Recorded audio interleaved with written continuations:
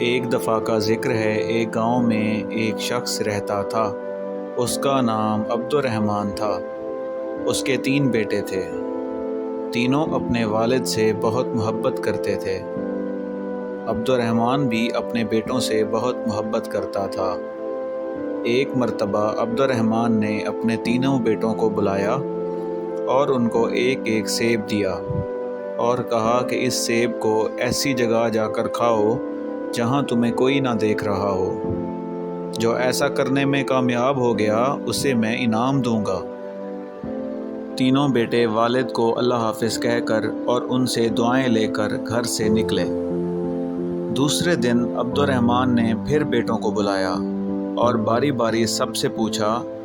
سب سے پہلے بڑے بیٹے عبداللہ سے پوچھا، کیا تم ایسی جگہ سیب کھانے میں کامیاب ہو گئے ہو جہاں تمہیں کوئی نہ دیکھ رہا ہو؟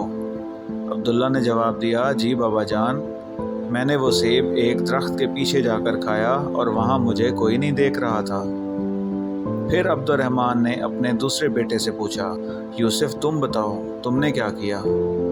یوسف نے کہا، ابا جان میں نے وہ سیب ایک کمرے میں کھایا، لائٹ بند کر دی اور مجھے یقین ہے کہ اندھیرے میں مجھے کسی نے نہیں دیکھا۔ عبد الرحمن پھر تیسرے بیٹے کے پاس آیا اور اس سے پوچھا، ہاں بھئی سلیم تم نے کیا کیا؟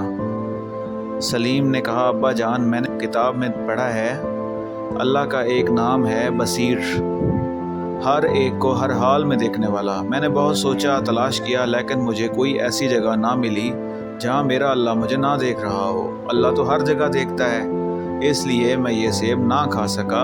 یہ لیجئے سیب۔ عبید الرحمن اپنے سب سے چھوٹے بیٹے کی عقل مندی پر بہت خوش ہوا اور اس کو انعام دیا۔